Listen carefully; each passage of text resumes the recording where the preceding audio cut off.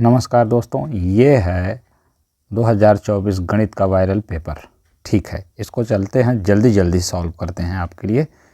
ये है इसका पहला वाला प्रश्न। देखिए क्या लिखा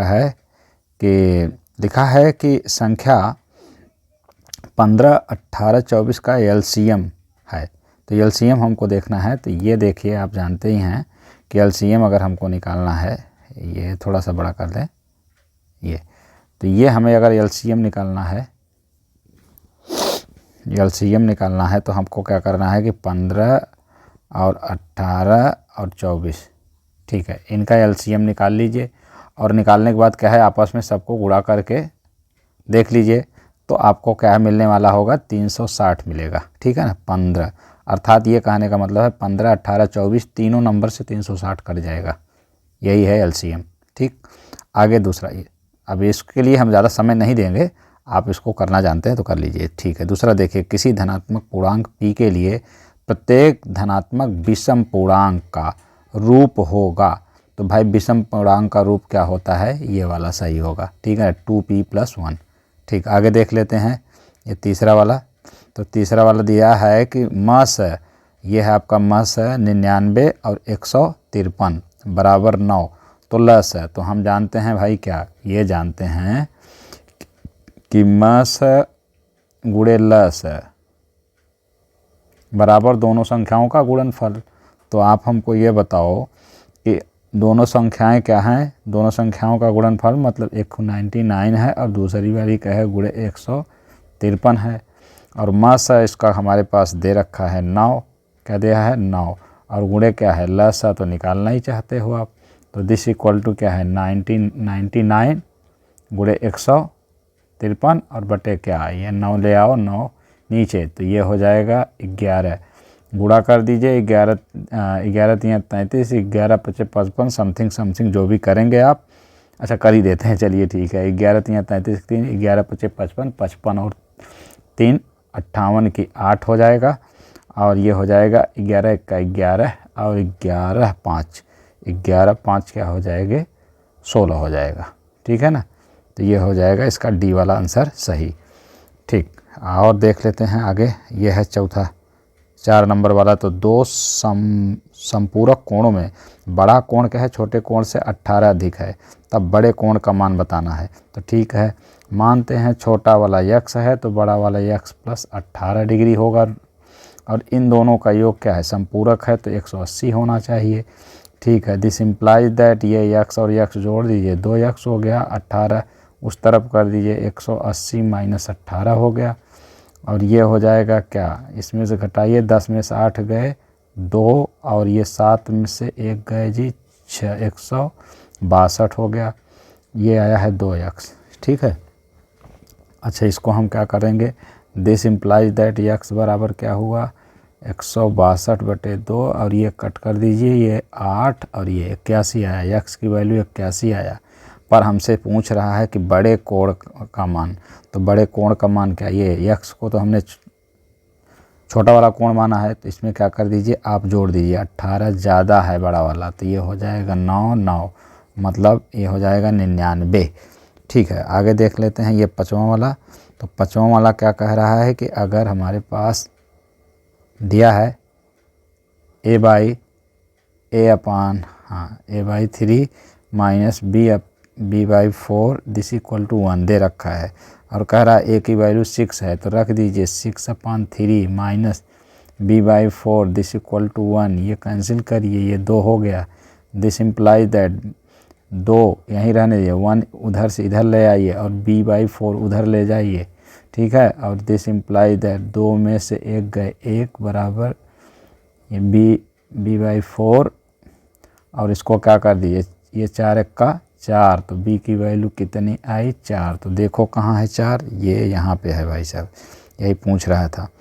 ठीक है, छठवां सवाल ये देख लेते हैं, छठवां वाला प्रश्न। तो ये क्या लिखा है हमारे पास, लिखा है कि यदि क्या है x² plus kx plus 7 equal to 0 के मूल बराबर हो तो k का मान बताओ।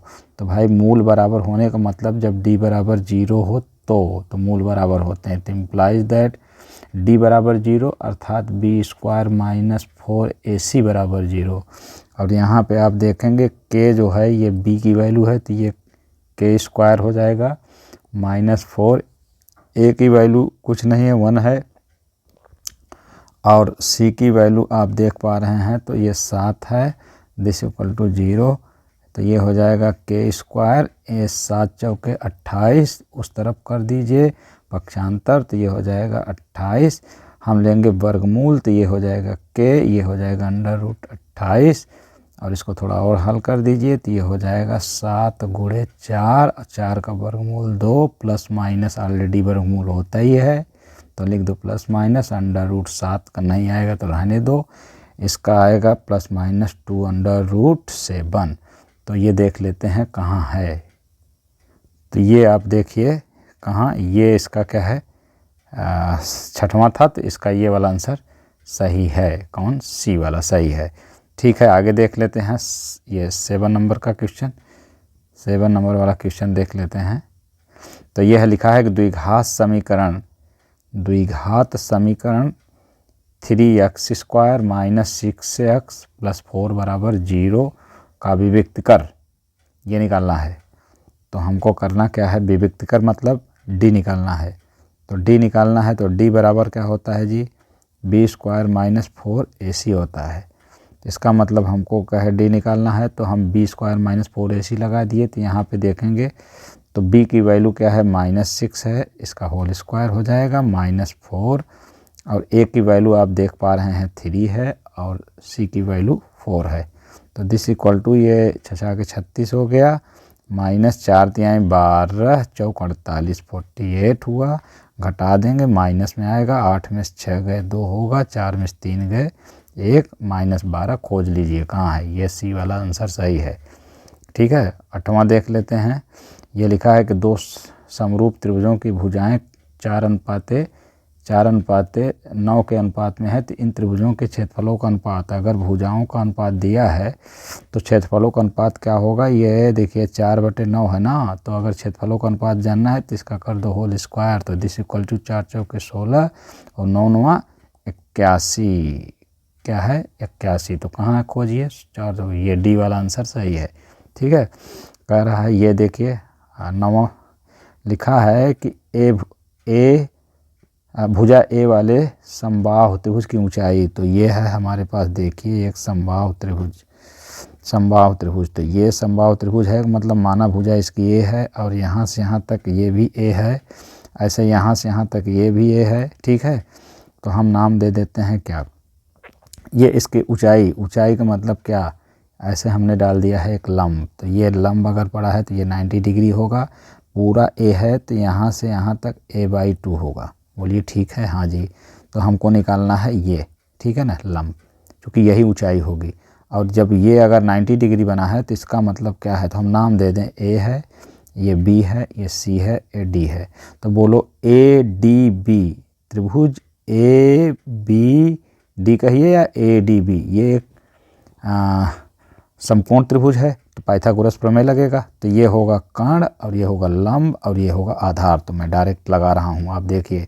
तो क्या कहेंगे, हमको ये लंब निकालना है तो हम लिखेंगे AD square equal to AB square, यहाँ पे देखिए, और माइनस कर देंगे BD स्क्वायर। तो देखिए ये AB स्क्वायर A स्क्वायर हो जाएगा, माइनस BD की वैल्यू क्या है a/2, तो इसका होल स्क्वायर हो जाएगा।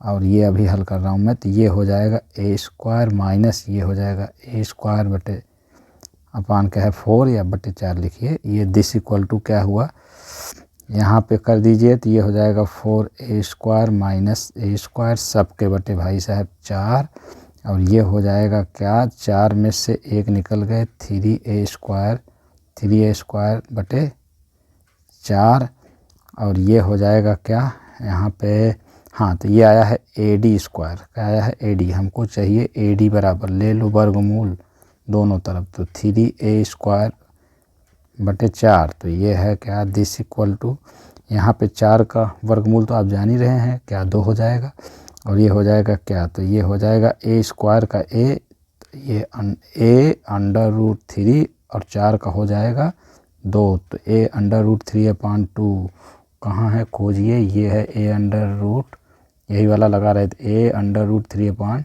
तो इसका सी वाला सही है। आगे देख लेते हैं। 10वां कह रहा है, ये देखिए कह रहा है कि 10वां इसका कह रहा है, सॉरी, तो 10वां कह रहा है कि सभी त्रिभुज समरूप होते हैं। तो भैया सभी त्रिभुज जो समरूप होते हैं वो समबाहु होते हैं, तो यहाँ पे आप भर दीजिए समबाहु, ठीक है। 11वां देख लीजिए। 11वां क्या कह रहा है कि y अक्ष पर एक बिंदु जो बिंदुओं 6, 5 और b -4 और 3 से समदूरस्थ है का निर्देशांक होगा। तो ये ऐसा कुछ हमसे कहा जा रहा है, ये और ये, ठीक है। तो हमारे पास एक बिंदु क्या दिया है a और एक बिंदु हमारे पास है b। तो a का मान लीजिए क्या है, हमारे पास निर्देशांक दिया है 6, 5 और यहाँ का निर्देशांक हमारे पास दिया है -4, 3। तो कह रहा है ये है y अक्ष, ये आपका है y अक्ष। तो इसी पे क्या है कोई क्या है बिंदु है, तो मान लेते हैं ये बिंदु C है। तो C से क्या है ना, ये आपका कौन सा था, ये नाम मैं दिया नहीं इसका, ये A था और ये वाला क्या था जी, B था, ठीक है। तो ये BC और AC के बीच की दूरी, तो मतलब इधर क्या है BC और इधर AC के बीच की दूरी क्या है, बराबर है, ठीक है। और हम जानते हैं C का जो निर्देशांक होगा वो यक्स क्या है 0 होगा, क्यों, y अक्ष पे x 0 होता है। इसका मतलब एक खुद 0 होगा और दूसरे वाले को y मान ले रहे हैं। तो हमको बस लगाना है वही अंडर रूट वाला फार्मूला, एक बार इसके BC के बीच के और एक बार क्या है AC के बीच में। तो क्या वही x1 माइनस x2 का whole square plus y1 minus y2 का होल स्क्वायर, इधर लगा दीजिए, वही बात इधर लगा दीजिए, दोनों को इक्वल रखिएगा, चूँकि यहाँ पे कहा है समदूरस्थ। आप ये वाला y की वैल्यू निकाल लीजिए, बाकी पहला x तो 0 ही होगा। आप इसको हल कर लेंगे तो इसकी वैल्यू आएगी, ये पहला वाला सही होगा, ठीक है। समय ना गंवाते हुए आगे बढ़ते हैं। अच्छा ये देख लीजिए आपका क्या है, देख लेते हैं कौन सा, ये 12 नंबर वाला। तो ये वाला कह रहा है कि बिंदु -3 और 5 की y अक्ष से दूरी। तो यार ये देखो ये y अक्ष है और ये -3 और क्या है 5 कहीं यहाँ है, तो बोलो y अक्ष से दूरी कैसे होगी, ऐसे ही चलेंगे ना, ये ऐसे, और ये क्या है यक्स का जो मान होगा वो, तो यक्स का मान क्या है -3, ये सही है। tan, ये देख लीजिए हमारे पास 13 नंबर वाला देख लीजिए, ये कह रहे हैं कि tan थीटा बराबर, तो ये हमारे पास दिया है tan थीटा बराबर 2ab/a² माइनस b²। हमको क्या बताना है, सेक थीटा की वैल्यू। तो क्या करते हैं हम पहले इस दोनों में कर देते हैं +1 और +1 दोनों पक्षों में। तो ये हो गया क्या, अच्छा देखिए ये ऐसे रुक के, ये इसको ऐसे नहीं करते, अभी पहले क्या कर देते हैं हम दोनों पक्षों का स्क्वायर होल स्क्वायर कर देते हैं ऐसे। तो ये क्या हो जाएगा, दिस इम्प्लाइज दैट, ये हो गया आपका tan स्क्वायर थीटा और ये हो जाएगा दिस इक्वल टू ये 4a² b² और नीचे हो जाएगा a² माइनस b² का होल स्क्वायर, और ये क्या कर देते हैं अब +1 कर देते हैं दोनों पक्षों में। तो देखिए क्या होने वाला है, ये हो जाएगा tan, ये हो जाएगा क्या tan स्क्वायर, तो ये हो जाएगा क्या tan स्क्वायर थीटा +1, ये हो जाता है यार सेक स्क्वायर थीटा, इसका मान होता है। और ये वाला यहाँ पे तिर्यक गुणा कराएंगे तो ये हो जाएगा क्या 4a² b² और ये हो जाएगा +1।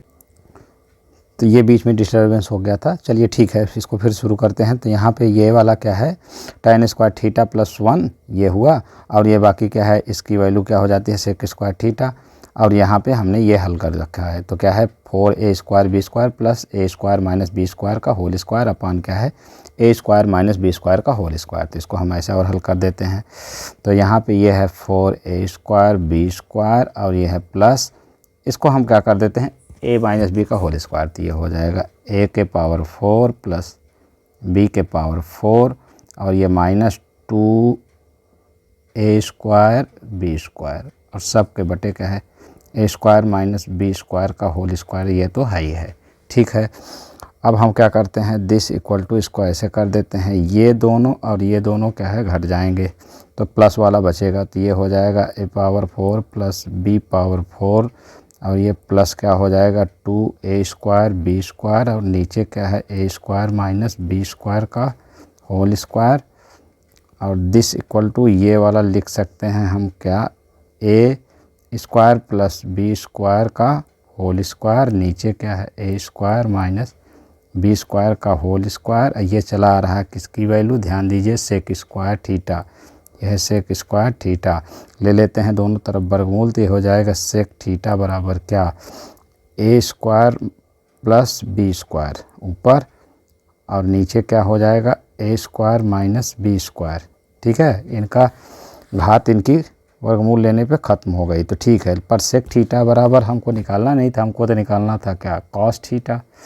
तो हम क्या करने वाले हैं, ये सेक थीटा का उल्टा होता है कॉस थीटा, तो हम लिख देंगे कॉस थीटा बराबर, और इसको भी पलट दीजिए, तो ये हो जाएगा A square minus B square upon क्या है A square plus B square, तो यही इसका मान है। तो इसकी वैल्यू देख लेते हैं, तो ये देख लीजिए, ये वाला क्या है A square minus B square upon A square plus B square, ये बी वाला आंसर इसका सही है, ये वाला A square minus B square upon क्या है A square plus B square, ये वाला हो गया। ठीक है, तो आगे देख लेते हैं हम लोग क्या है, ये 14 नंबर वाला, तो ये क्या लिखा है यहाँ पे हम लोगों को थोड़ा सा बड़ा कर ले। हाँ, तो ये 14 नंबर वाला देख लीजिए, ये लिखा है cos square A equal to, ये लिखा है cos square A equal to 1/2, तो हमसे पूछ रहा है कि sine square A equal to क्या होगा। तो ठीक है, हम जानते हैं कि sine square A equal to होता है 1 माइनस कॉस स्क्वायर ए, तो दिस इक्वल टू क्या हो जाना है 1 माइनस कॉस स्क्वायर ए, कॉस स्क्वायर ए की वैल्यू 1/2 है, तो ये हो जाएगा 2 1 का 2 माइनस 1 अपान 2 और ये हो जाएगा 2 में से 1 गए तो 1/2, तो क्या है साइन स्क्वायर ए की भी वैल्यू क्या हो जाएगी 1/2। कहाँ है, खोजिए इसको, ये यहाँ पे है, बी वाला सही है। ठीक है, ये क्या है 15 नंबर वाला क्वेश्चन देख लेते हैं। ये लिखा है कि एक घड़ी की मिनट की सुई r सेंटीमीटर लंबी है, तो भाई r बराबर क्या है r है। ठीक है, चूँकि घड़ी क्या है गोला है, तो ठीक है ये वृत्त है, तो वृत्त की त्रिज्या r बराबर r।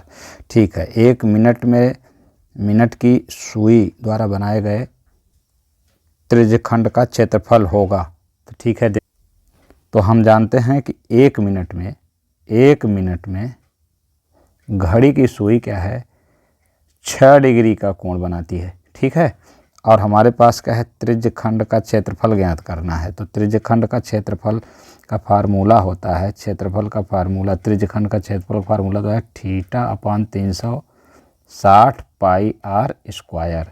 तो ये है थीटा की वैल्यू 6 और बटे क्या है 360 है, ये है पाई रहने दो, आर की वैल्यू आर ही है, आर स्क्वायर ही रहेगा, ये हुआ क्या 1/66 60 पाई आर स्क्वायर, ये वाला 1/60 पाई आर स्क्वायर है, तो ये इसका कौन सा है, ये तो ये वाला क्या है पाई आर स्क्वायर, ये इसका पहला वाला सही है। ठीक है, तो ये देख लेते हैं आगे, तो आगे देख लेते हैं ये वाला कौन सा है क्वेश्चन कि हमारे पास ये हो गया 16 नंबर वाला देख लेते हैं। ये लिखा है कि 10 सेंटीमीटर भुजा वाले वर्ग के अंतर्गत खींचे जाने वाले वृत्त का क्षेत्रफल, तो भाई 10 सेंटीमीटर भुजा का वर्ग है, तो अगर क्या है 10 सेंटीमीटर भुजा का वर्ग है, वर्ग के अंतर्गत खींचे जाने वाले क्या है वृत्त का क्षेत्रफल, तो जितनी बड़ी क्या है भुजा होगी वृत्त का व्यास उतना ही होगा और व्यास के आधी क्या होगी त्रिज्या। ठीक है, तो अगर क्या है त्रिज्या की बात की जाए तो r बराबर 5 सेंटीमीटर आप लेके चलिए। ठीक है, वृत्त का क्षेत्रफल क्या होता है पाई आर स्क्वायर। ठीक, पाई तो ऐसा ही रखो, r की वैल्यू 5 का स्क्वायर रख दो, ये हो जाएगा 25 पाई। ठीक है ना, 25 पाई। अब अगर वो सेंटीमीटर में तो ये सेंटीमीटर स्क्वायर कहाँ है जी, डी सही है। ठीक है, फिर 17वां देख लीजिए, 17 नंबर वाला इसका क्या है, इसका खंड, ये वायरल पेपर का खंड भी है, पर हम आपको देखिए जहाँ तक बता सकते हैं बताएंगे। और ये क्या है कि समय का अभाव है ना, तो ठीक है, और वीडियो भी बहुत बड़ा हो रहा है, तो ये हम कहेंगे कि 17 नंबर वाला देख लेते हैं, ये वाला। तो ये कैसा है, लिखा है कि दो लंबवृत्तीय बेलनों के आधार और त्रिज्याओं में, हाँ आधार और नहीं, आधार की त्रिज्याओं में होना चाहिए, आधार की त्रिज्याओं में 1:2 का अनुपात है तथा क्या है उनकी ऊंचाइयों में। तो देखिए त्रिज्याएं क्या है, मान लीजिए एक की त्रिज्या r1 है और इसको हम मान लेते हैं, तो अनुपात है तो हम मान लेंगे क्या जी x है ये, और r2 बराबर क्या है जी 2x है, और दूसरे की 2x हो गए, और फिर इसके बाद पहले की ऊंचाई h1 मान लेते हैं, और ये कितनी है जी 4 है, और क्या है दूसरे की ऊंचाई h2 मान लेते हैं, और ये 1 है, और उसके साथ y हमने लगा दिया है चूँकि अनुपात में है। तो हम कह रहे हैं उनके आयतनों का अनुपात, तो भाई क्या है, बेलन का आयतन होता है पाई r स्क्वायर इंटू h, और पहले का r1 और h1 होगा, और दूसरे का अनुपात पूछ रहा है पाई r2 स्क्वायर h2, ठीक है। पाई से पाई कैंसिल कर दो, यहाँ वैल्यू रख दो, r1 की वैल्यू क्या है जी x, तो x स्क्वायर लिख दो, और r2 की वैल्यू क्या है जी 2x, तो लिख दो 4x स्क्वायर, ठीक है। h1 की वैल्यू कितनी है, ऊपर देखिए तो ये है 4y, और h2 की वैल्यू कितनी y, तो ये कैंसिल, ये कैंसिल, ये कैंसिल, ये कैंसिल, ये कैंसिल, ये हो गया 1:1, ठीक है। तो इसको क्या है अभी हम आंसर लगा देते हैं 1:1 आंसर। तो ये देख लीजिए इसका आंसर कहाँ है, पहला वाला सही है 1:1, ठीक है। अब देख लेते हैं 18 नंबर वाला। ये क्या कह रहा है कि 4.2 सेंटीमीटर किनारे वाले एक घन के काटे जा सकने वाले सबसे बड़े लंबवृत्तीय शंकु का आयतन सेंटीमीटर में ज्ञात करना है। तो हमको क्या करेंगे, ये हमारे पास क्या है दे रखा है कि, तो शंकु का हम लिखेंगे ये शंकु की त्रिज्या बराबर, तो शंकु की त्रिज्या है ये आपकी 4.2/2, चूँकि जानते हैं जो शंकु होगा वो क्या है उसका वृत्ताकार होगा, और वृत्त का व्यास क्या होगा 4.2 किसके बराबर, ये जो क्या है जो घन है उसके किनारे के बराबर, ठीक है। तो हम हाफ कर देंगे, ये व्यास का आधा क्या हो जाएगी त्रिज्या, तो ये हो जाएगा क्या 2.1 इतना सेंटीमीटर, ये त्रिज्या है, ठीक। अच्छा ये जो ऊंचाई होगी किसकी, शंकु की, तो शंकु की ऊंचाई क्या है, शंकु की ऊंचाई h बराबर क्या होगी, इसके क्या है भुजा के बराबर, मतलब 4.2। तो ठीक है, हमको निकालना क्या है आयतन, तो शंकु का आयतन बराबर क्या होता है 1/3 पाई r स्क्वायर इंटू h। तो ये 1/3 रख दो, पाई की वैल्यू रख दो 22/7, ऐसा ही सही है 22/7, और ये r की वैल्यू कितनी हो जाएगी, तो r का मान कितना है जी, अभी अभी हम लोगों ने निकाला है, ये है 2.1, और 2 बार कर दीजिए 2.1, और क्या है ये h की वैल्यू 4.2, इनको करिए ठीक ठाक, ये है 7×0.3, ठीक है। और ये क्या होगा 7×21 होगा, और ये इसको आप कैंसिल कर दीजिए तो ये हो जाएगा क्या, इसको काट दीजिए तो ये हो जाएगा 0.1, ठीक है। और इन सब का कर दीजिए गुणा, तो दिस इक्वल टू क्या है हमारे पास आया है 0.1 इंटू 21.1 इंटू क्या है 4.2, इन सब का करिए मल्टीप्लाई, और लिखेंगे गुणे 22, ये वाला जो बाकी है, ठीक है। तो इन तीनों का कर देते हैं गुणा, और ये देखिए इन तीनों का क्या है गुणा, इन तीनों का गुणा कितना आना है, आएगा 19.4, तो ये वाला आंसर इसका सही है डी वाला, ठीक है। अब देख लेते हैं क्या है प्रश्न नंबर 19। तो क्या है, यदि आंकड़े 2 3 4 5 5 5 3 बार है, ये यहाँ से यहाँ तक, और फिर 6 है 7 3 बार है, तो और एक लिखा है अल्फ़ा तथा 2 का बहुलक 7 है, इन सब का, ठीक है ना, बहुलक 7 है हमको बता के रखा है। तो कह रहे हैं अल्फ़ा का मान बताओ, तो ठीक है हमारे पास 5 जो है वो 3 बार है, और 7 भी क्या है अभी 3 बार लिखा है, ठीक है।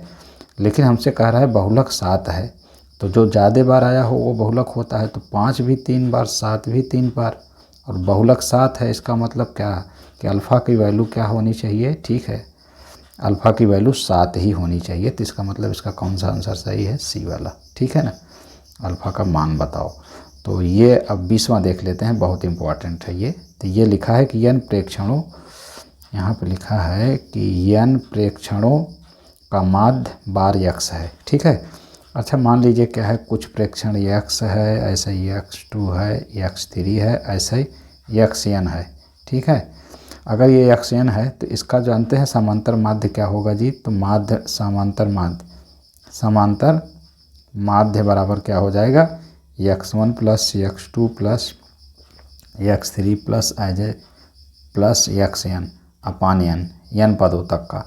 और हमारे पास दिया है कि n प्रेक्षणों का समांतर माध्य बार x है। तो ये हुआ बार x, ठीक है ना। और दिस इक्वल टू ये है क्या, x1 plus x2 plus x3 plus xn, और ये है बटे n था ये। तो n का कर देते हैं इधर गुणा। तो ये हो गया इक्वेशन 1, ठीक है। दोबारा जब कह रहे हैं कि ये a से बढ़ा दिया जाए तो क्या हो जाएगा, जो यहाँ पे ये था ये सब में प्लस हो जाएगा a, ठीक है।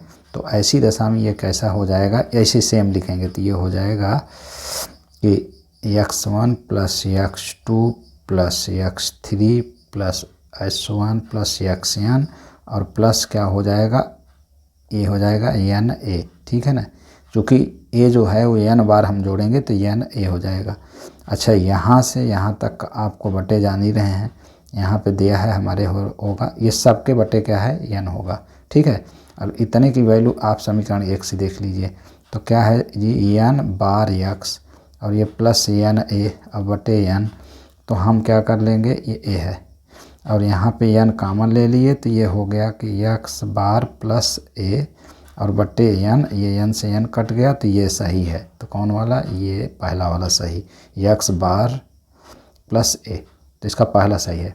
ठीक है दोस्तों, मिलते हैं अगले वीडियो में, तब तक के लिए नमस्कार। और प्लीज़ चैनल को सब्सक्राइब और वीडियो को लाइक ज़रूर कीजिएगा।